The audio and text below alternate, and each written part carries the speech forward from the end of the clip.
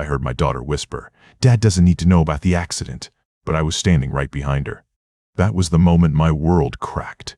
Not like a headstone, but like ice splitting under your feet on a frozen lake. You don't fall all at once. You stand there, frozen yourself, while the fractures spread outward from where you're standing. I had come to Sarah's house unannounced that Sunday afternoon in the first week of June. I'd been meaning to drop off a box of Margaret's old recipe books. Sarah had asked for them weeks ago, and I'd finally cleared out the kitchen cupboard. The front door was unlocked. That wasn't unusual. She always left it open when she was home. I heard her voice from the kitchen. She was on the phone. "No, Mark, listen to me. Dad doesn't need to know about the accident. If he finds out Mom's grave was damaged, he'll want to pay for repairs. And we need that money for the lake house." I stopped walking. My hand was still on the screen door handle. The box of recipe books was tucked under my arm. Sarah laughed. It was a light, careless laugh. The kind she used when she was closing a real estate deal with a difficult client. "It happened 3 months ago, Mark. 3 months. If we tell him now, he'll know we hid it. So we don't tell him at all. He never visits the cemetery. He'll never know." 3 months. The number hit me like a physical blow. 3 months of knowing my Margaret's grave was damaged. 3 months of silence. Mark's voice came through the phone, muffled but audible. "What if he finds out on his own?" "How?" Sarah said. "He's home every day. He goes to the grocery store and the hardware store. He doesn't go to the cemetery anymore. He can't handle it. We're protecting him." She said it so smoothly. Protecting him. Like it was kindness. Like it was love. "Besides," she continued, "the headstone crack isn't that bad. A branch fell during that storm in March. It's cosmetic. The groundskeeper said it could wait. And when Dad sells the house, we'll have more than enough to fix it and get the lake house. It's just priorities." I stood in the doorway for another 30 seconds. Maybe a minute. I don't remember exactly. What I remember is the stillness, how quiet my own breathing became, how I didn't drop the recipe books, didn't slam the door, didn't march into the kitchen and demand an explanation. Instead, I turned around and walked back to my car. I set the box of recipe books on the passenger seat. Margaret's handwriting was on the spine of one of them. "Chicken and dumplings, Frank's favorite." I stared at it for a long time. If you're hearing this story and it strikes a chord, please hit subscribe. There's more to come, and I think you'll want to hear how it ends. I sat in the car for another 5 minutes. The engine was off. The garage was quiet. I thought about the crack in the headstone. I thought about my children planning a lake house on money they assumed would be theirs. Then I started the engine and drove to the cemetery. My hands were steady on the wheel. I needed to see for myself what they had hidden from me. The cemetery was about 15 minutes from Sarah's house. I knew the route by heart. I'd driven it every Sunday for the first year after Margaret passed. Then it became once a month, then once every few months. I hadn't been in almost 6 weeks. That fact sat heavy in my chest as I pulled through the iron gates. The gravel parking lot was empty, mid-afternoon on a Sunday. Most people were home with their families. I parked near the oak tree and turned off the engine. "Do!" The silence was thick. I could hear my own breathing. I walked the path toward Margaret's plot. It was in the older section, near the back, under a maple tree she'd always loved. We'd picked that spot together years ago when she first got sick.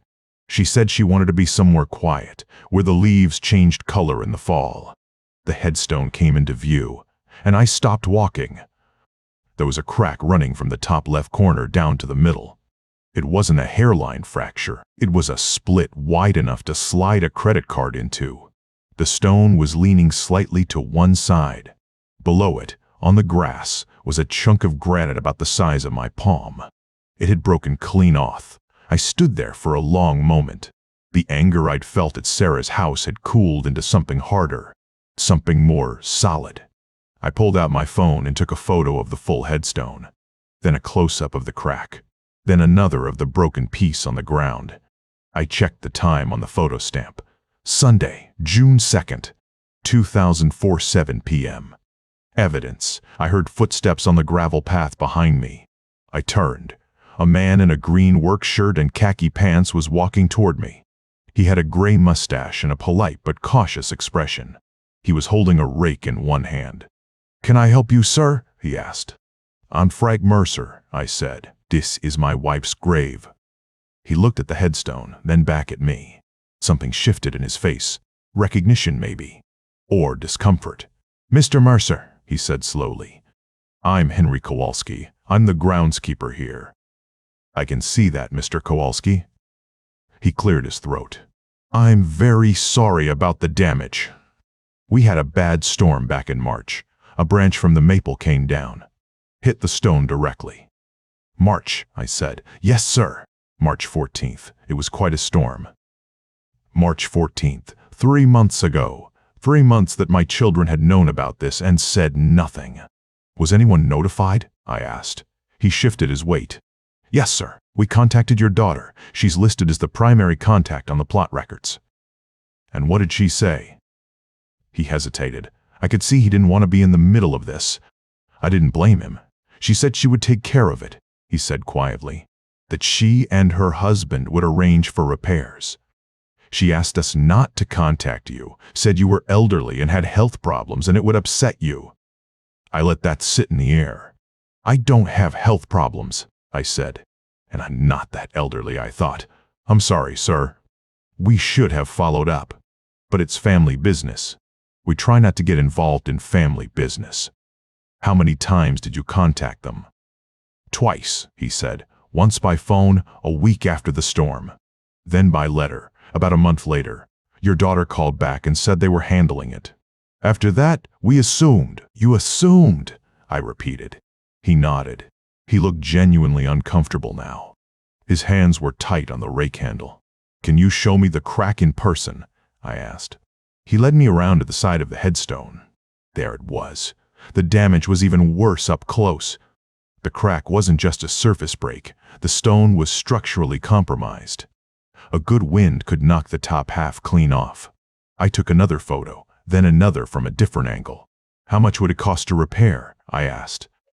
"I can give you the number for Evergreen Monuments," he said. "They're the ones who installed it. They do all our repair work. I'd guess somewhere in the neighborhood of 2,000, maybe 2,500, depending on how much needs to be replaced." $2,500. My children had let my wife's headstone sit broken for 3 months to save $2,500 toward their lake house. "Thank you, Mr. Kowalski," I said. "I appreciate your honesty." He nodded again. "I'm sorry I didn't push harder with your daughter. I should have." "No," I said. "You did your job. The rest is on them." He left. I stayed. I stood at the foot of Margaret's grave and looked at the crack in her headstone. I thought about the phone call I overheard. "Overheard." Sarah's voice, smooth and certain. "Dad doesn't need to know about the accident." I thought about how she said it. No hesitation. No guilt. Just a plan, executed cleanly. I looked down at the grass. The piece of broken granite was still there. I bent down and picked it up. It was heavy in my hand. Cool, rough around the edges. I put it in my jacket pocket. I walked back to my car. The gravel crunched under my shoes. I had the photos. I had the timeline. I had the piece of the stone in my pocket. I had the evidence I needed. Now I needed a plan. I didn't sleep that night. Not really. I lay in bed staring at the ceiling, the piece of granite on my nightstand. Every time I closed my eyes, I heard Sarah's voice. "Dad doesn't need to know about the accident." I kept seeing the crack in Margaret's headstone, the way the light had cut through it. 3 months. 3 months they'd let it sit there. By morning I knew what I had to do. I called my lawyer at 8 o'clock sharp. His name is Paul. I'd known him for 12 years. He handled Margaret's will and the probate after she passed. "Dad!" I told him I needed to meet. He asked if everything was all right. I said no. He said come in at 11. I arrived early. 10:47. His office is on Main Street, above the bakery. I sat in the waiting room and watched the coffee shop across the street. People going in and out, normal people with normal problems. I wondered if any of them had children who lied to them. Paul opened his door at 11 on the dot. He's a thin man, gray hair, glasses, always wears a blue suit. He shook my hand and asked how I was doing. I told him I needed to review my estate plan. He looked at me for a long moment, then nodded. We sat down in his office. He pulled a folder from his filing cabinet. Thick folder, tabbed and labeled. He opened it on his desk. "All right, Frank," he said, "let's go through it." He started with the will. "Current will," he said. "Everything divided equally between Sarah and Mark. No conditions, no trusts, just a straight split." "How much are we talking about?" I asked. He flipped through the pages. "Your house is your main asset. Paid off. Market value around $150. He looked up. "Maybe a bit more if you sold now. $150,000. My house. The house Margaret and I bought 40 years ago. The house where we raised Sarah, where we had every Christmas and every birthday and every Sunday dinner.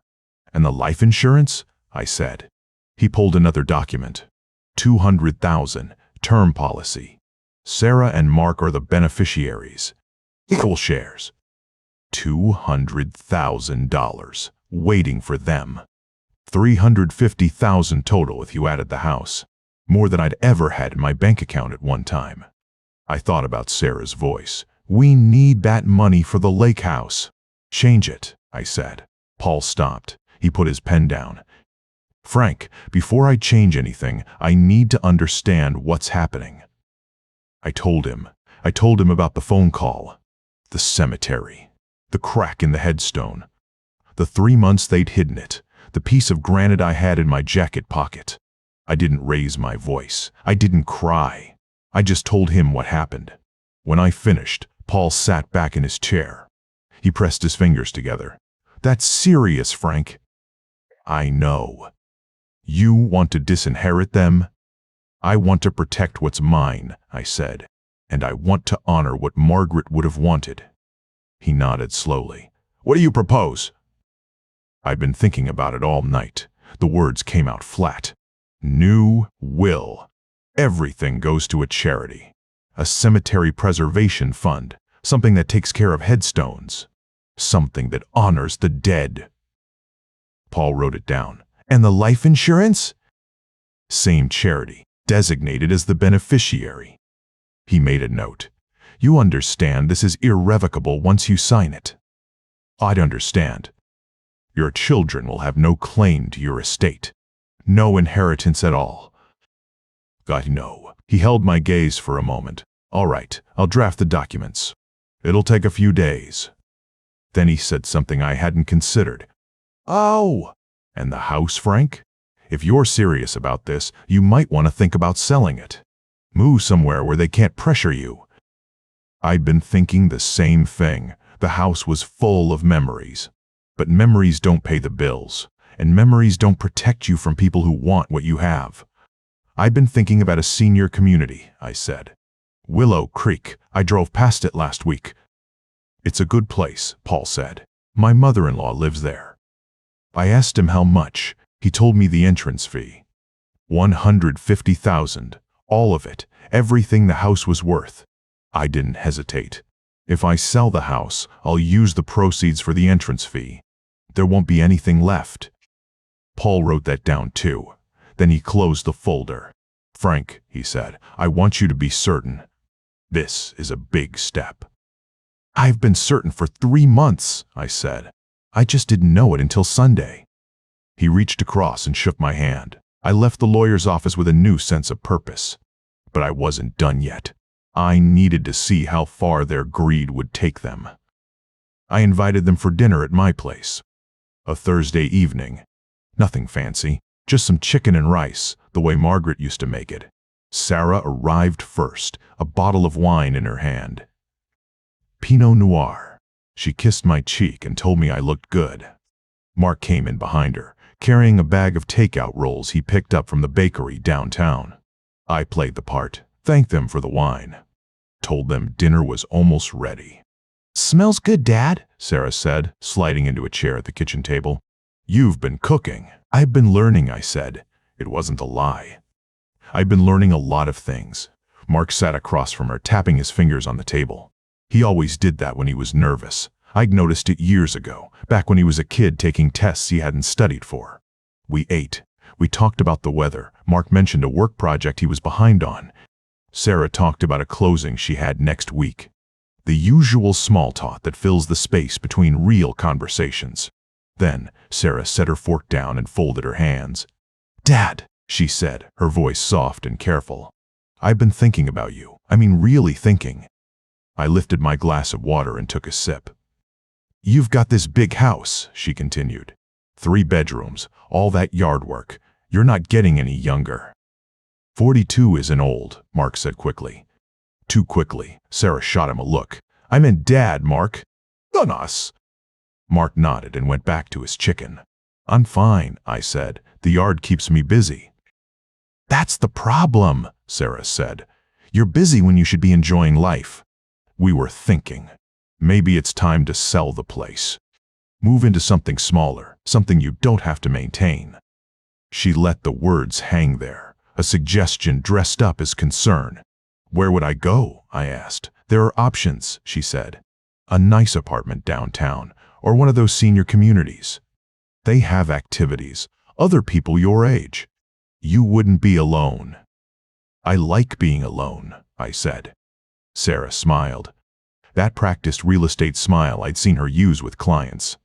"I know you do, but think about it. You could get a good price for this house. Market's hot right now. You could put the money somewhere safe and just enjoy yourself. Travel, relax, whatever you want." I let her talk. Let her believe I was considering it. Mark shifted in his seat. "And you know," he said, "if you sold it sooner rather than later, that would be better. Rates are going up. Buyers might not be as easy to find next year." Sarah nodded along. "Mark's right." Of course he was right, because they'd already done the math. They'd already counted the money. I pushed my plate away and leaned back. "I'll think about it." Sarah's smile widened. "That's all we ask, Dad." "That you think about it." We finished dinner. I cleared the plates and started washing them at the sink. Sarah and Mark moved to the living room. I could hear them talking in low voices, thinking I couldn't hear them over the running water. Maybe she thought the faucet was loud enough. Maybe she thought I was too old to pay attention. But I turned the water off. Just for a moment. Just enough to hear. "He's going for it," Sarah whispered. "The lake house is as good as ours." I heard Mark laugh. Soft. Relieved. I turned the water back on and smiled at the soap bubbles forming in the sink. They had no idea what was coming. The restaurant was Sarah's choice. A place called the Brookside Grill, about 10 minutes from my house. She said it was for a celebration. I knew what she meant. They were already there when I arrived. Sarah and Mark, sitting at a corner booth with water glasses and menus. Sarah had that smile on her face, the one she used with clients. Professional, warm, confident. She stood up and hugged me. "Dad, I'm so glad you came." I sat down across from them. Mark ordered a bottle of wine without asking me. Cabernet. He poured me a glass and pushed it toward me. "To new beginnings," he said. I raised the glass. "Bye." I didn't drink. I just held it and watched them. Sarah talked about the market, how hot it was, how my house would sell in a week if I listed it. She had a real estate agent friend who could handle everything. Fast, clean, no hassle. "You could be in a new place by August," she said. I nodded. Mark jumped in. "We looked at a few properties," he said, "just to see what's out there. Did you know there's a senior community that has fishing ponds? Right on the property." Sarah's smile tightened. Just for a second. She didn't want me thinking about fishing ponds. She wanted me thinking about moving. Fast. I let them talk. I ate my salmon. I drank water. I listened to them describe the life I was supposed to want. Small apartment, no yard work, freedom. Sarah reached over and touched my hand. "Dad, we just want you to be happy." I set down my fork. "I am happy," I said, "and I have news." They both leaned forward, eager, like children on Christmas morning. I reached into my jacket pocket and pulled out the check. I set it on the table between us, made out to Sarah and Mark Mercer. $2,500. Sarah's eyes went to the number. Her smile didn't move, but her brow tightened. "What's this?" "The headstone repair," I said. "I paid for it myself." The smile vanished. Mark looked at Sarah. Sarah looked at the check. She didn't pick it up. "I don't understand," she said. "Yes, you do," I said. "I was standing behind you that Sunday afternoon. At your house. I heard you whisper to Mark that I didn't need to know about the damage. That I'd want to pay for the repairs, and you needed that money for a lake house." Sarah's face went pale, not the rosy pink of embarrassment. White, bone white. "Dad," she said, "that's not what you think." "I don't think anything," I said. "I know." I reached into my other pocket and pulled out an envelope. Thick, official looking. I set it next to the check. "That's a confirmation from my life insurance company," I said. "The beneficiary has been changed. $200,000 goes to a cemetery preservation charity now. Not you." Mark's mouth opened, closed, opened again. "The house," I said, "sold last week. Cash buyer. $150,000. Every cent of it went to the Willow Creek Senior Community entrance fee. I move in next month." I watched their faces, watched their dreams collapse. Sarah's voice dropped, low and sharp. "You sold the house?" "I did it." "Without telling us?" "You didn't tell me about the headstone," I said. "We're even." Mark finally spoke. His voice cracked. "Dad, we were going to tell you. We just needed time." "You had 3 months," I said. "You used that time to put a $10,000 deposit on a lake house. Contingent on my home sale. I found out about that too." Sarah's hands were shaking. She pressed them flat against the table. "You can't do this." "I already did." "Where are your children?" "And Margaret was my wife," I said. "You let her grave sit broken for 3 months while you planned a vacation property. You told the groundskeeper I had health problems and couldn't be bothered." I picked up the check and held it out to her. "This is my offer," I said. "Take it, pay me back the repair costs.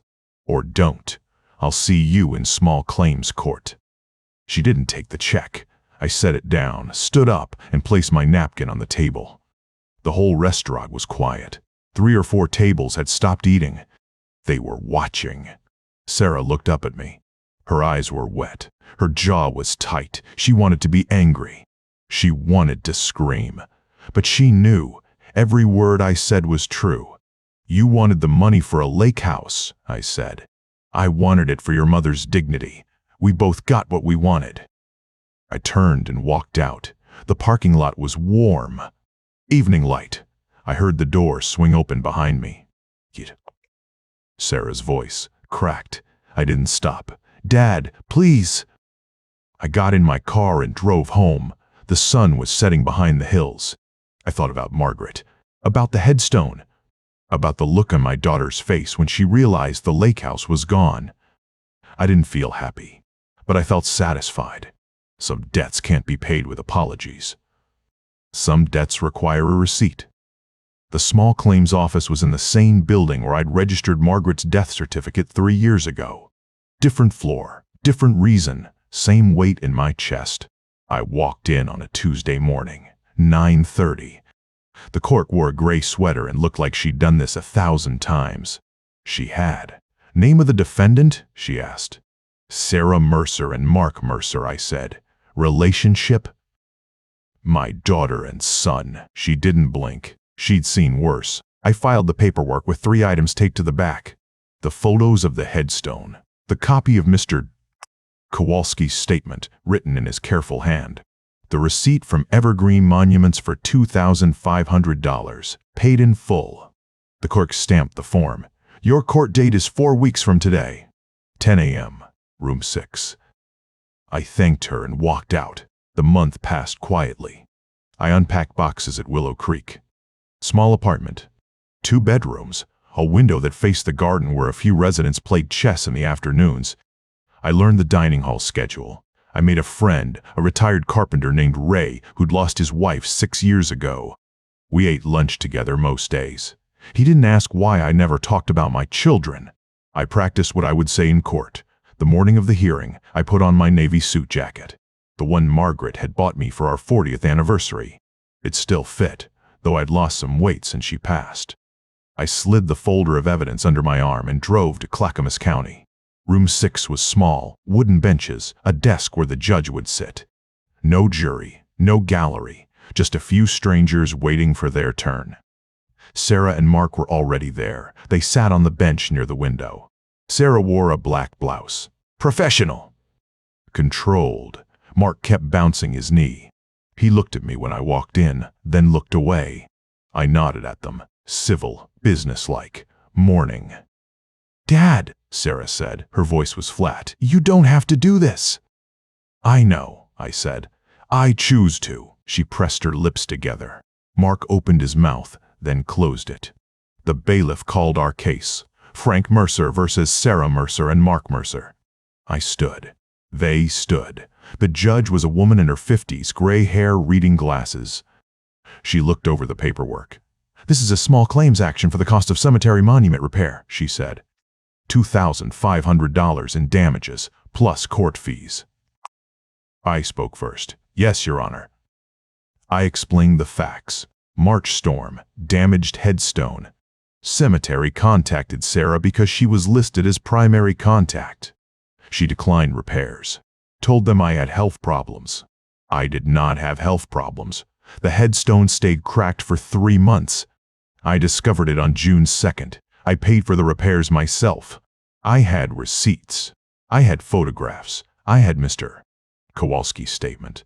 I presented each item to the clerk. The judge looked through them. She took her time. "Miss Mercer," she said, "is it correct that the cemetery contacted you on March 21st regarding the damage?" Sarah's voice was steady, but I saw the tension in her shoulders. "Yes, Your Honor." "And you declined to arrange repairs?" A pause. "We were going to handle it." "When?" "You great." The judge removed her glasses. "Ms. Mercer, your father's wife's headstone was damaged. You were the primary contact. You chose not to inform him. You chose not to authorize repairs. 3 months passed. Can you explain why?" Sarah didn't answer. Mark stood up. "Your Honor, we thought." "Did you think the crack would heal itself?" the judge asked. He sat down. The judge wrote something. Then she looked at me. "Mr. Mercer, you've paid for the repairs out of your own pocket?" "Yes, Your Honor." "And you're seeking reimbursement for that cost, plus court fees?" She nodded. She set down her pen. "My ruling is as follows. The plaintiffs, Sarah Mercer and Mark Mercer, failed to inform the petitioner of damage to his wife's grave marker. They failed to maintain the memorial in a reasonable condition. They misrepresented the situation to the cemetery. The petitioner incurred costs they should have borne. I award damages of $2,500 for the repair, plus $500 in court costs. Payment is due within 60 days. Sarah looked like she'd been slapped. Mark put his face in his hands. The judge banged her gavel. "Next case." I gathered my folder. I didn't smile. I didn't gloat. Justice isn't supposed to feel good. It's supposed to feel right. They followed me into the hallway. "Dad!" Sarah said. Her voice was shaking now. "We don't have that money." "Sell something," I said. "We lost everything. The deposit, the lake house. You took everything." "I took nothing that belongs to me," I said. "You wanted a vacation. I wanted respect. One of us already knows what that costs." She opened her mouth. I didn't stay to hear her reply. I walked out of the courthouse into the morning sun. My footsteps echoed on the concrete steps. Behind me, I heard the door open. Her voice called out, raw and desperate. "Dad, please." I kept walking. Some bridges don't need to be rebuilt. Some bridges never had a foundation in the first place. The morning of the court hearing, I woke before dawn. I lay in bed at Willow Creek, staring at the ceiling, and thought about Margaret. She would have hated everything that happened. She believed in family, in forgiveness, in giving people second chances. But Margaret also believed in honesty. She could spot a lie from across a room. And she never tolerated anyone treating her loved ones like they were stupid. I got dressed slowly. Navy suit jacket, the one she bought for our 40th anniversary. It still fit, though a little looser than it used to. I slipped the broken piece of granite into the inside pocket. I had carried it with me since June, a small weight against my chest. The courthouse was quiet at 9 in the morning. I sat on a wooden bench outside room 6 and waited. Sarah and Mark arrived together. Sarah wore a blazer I had never seen before, sharp and expensive. Mark looked like he hadn't slept in days. "Dad," Sarah said, "please, we don't have to do this." "The paperwork is filed," I said. "We do." The hearing took less than an hour. I presented my evidence, the photos from June 2nd, the date stamp clear in the corner. Mr. Kowalski's written statement, notarized. The receipt from Evergreen Monuments for $2,500, paid in full. Sarah argued that she had planned to tell me, that she was waiting for the right time. That Mark agreed with her. Mark said nothing. He stared at his hands. The judge looked at them for a long moment. Then she looked at me. Her voice was calm, professional, but I caught something in her eyes. Disappointment at what children could do to a parent. "The plaintiff has provided clear evidence of damage to a gravesite," she said. The defendants were notified and chose not to inform the plaintiff, enabling 3 months of neglect and preventing timely repair. The court finds in favor of the plaintiff. Damages of $2,500 plus court costs of $500, payable within 60 days. Sarah made a sound like she had been punched. Mark closed his eyes. I folded the judgment and placed it in my jacket pocket next to the piece of granite. I thanked the judge and walked out. In the hallway, Sarah caught my arm. Her grip was tight, desperate. "Dad, we lost the deposit." "We lost everything. Please." I looked at her hand on my sleeve. I remembered the way she used to hold my hand when she was 5 years old, crossing the street to the ice cream shop. I remembered the way she looked at me on her wedding day, proud and happy. That girl was still in there somewhere, but I didn't know if I could find her anymore. "The deposit is gone," I said, "but Lake House is gone. Your mother's headstone was broken for 3 months, and you did nothing. That is the bill you have to pay, not the court fees. The bill for 3 months of silence." She let go of my arm. Her face crumpled. Mark put his hand on her shoulder, but she shook it off. I walked out into the morning sun. The air smelled like fresh-cut grass and car exhaust. Normal sounds. A bird singing somewhere above the courthouse steps. Life going on. I drove back to Willow Creek. The drive took 20 minutes, past the old high school where I taught for 34 years, past the diner where Margaret and I had our first date. The world looked the same as always, but I felt different. The next week, the check arrived, certified mail from Sarah and Mark. $3,000. I deposited it into my checking account. At 10 in the morning on Saturday, June 29th, I drove to the cemetery. The parking lot had 2 cars, Mr. Kowalski's old truck and a sedan I didn't recognize. I walked the gravel path to Margaret's plot, and I stopped. The headstone was perfect. The crack was gone. The piece I had carried for weeks had been rejoined to the rest, sealed with something that made the granite look whole again. The engraving was clear and sharp. Margaret Ann Mercer, beloved wife, forever in our hearts. I stood there for a long time. The maple tree above her grave cast dappled shadows. A breeze moved through the leaves, and for just a moment, I felt her there. Not a ghost, not a sign, just a feeling, warm and familiar, like she was standing beside me. "I fixed it," I said quietly. "I fixed it." Mr. Kowalski appeared at the edge of the path. He held his cap in his hands, turning it slowly.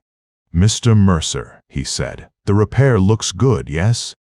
"Yes," I said. "Thank you for your help." He nodded. "I am sorry it took so long. I should have called you directly." "You followed the protocol," I said. "The fault was not yours." He put his cap back on and walked away, leaving me alone with her. I sat on the bench near the maple tree. The new bench, installed last week, paid for by the charity that now held my life insurance policy. A small plaque on the back read, "In memory of Margaret Ann Mercer, who knew love was not a possession." I had written that myself. I stayed for an hour. I told her about Willow Creek, about the fishing pond and the card games, and the woman named Carol who made chicken and dumplings almost as good as hers. I told her about Ray, the retired carpenter who lost his wife 6 years ago. We had coffee every morning now, sitting on the porch and watching the sun rise. I told her I was okay. When I stood up to leave, I took the piece of granite from my jacket pocket. The broken fragment, the one I had carried through every meeting, every conversation, every moment of quiet planning. I placed it at the base of the headstone, next to the fresh flowers I had brought. Some things belong where they started. I walked back to my car. The gravel crunched under my shoes. At the gate, I turned and looked back one more time. The headstone stood straight and whole, the maple leaves shifting above it. A spot of sun caught the engraving, lighting up her name. I got in the car and drove home. 2 weeks later, a letter arrived. Sarah's handwriting on the envelope. I opened it in my kitchen, standing at the counter with a cup of coffee. 3 pages. Apologies, promises, explanations that tried to make sense of something that couldn't be made sense of. She said she was sorry. She said she loved me. She said she wanted to fix things. I read it twice. Then I folded it and put it in the drawer with the other letters. The ones from Mark, shorter and more confused. The ones from Sarah, longer and more desperate. I haven't answered them. Maybe I will someday. Maybe time will make the edges less sharp, and the memory of those 3 months will fade into something I can look at without anger. But I don't think forgiveness can be demanded. It has to be earned slowly, over years of showing who you really are. For now, I wake up at Willow Creek. I have coffee with Ray. I play cards in the dining hall and lose every game of poker to a woman named Doris who cheats but denies it with a straight face. I walk to the fishing pond and sit there for hours watching the water, thinking about nothing. And once a week, I visit Margaret. I bring flowers, or a book, or just a story about the day. I sit on the new bench and talk to her until the shadows grow long. The headstone is whole. My life is quiet. My children are living with the choices they made. I don't know if they will ever understand what they lost. But I know what I found. I found the courage to stand up for what mattered. I found the strength to let go of people who treated love like a transaction. I found a way to honor a woman who never would have asked me to betray who I am. And that is enough. Thank you for listening to my story. If you found any truth in it, please like and subscribe. Some lessons are too hard to learn alone. Alone!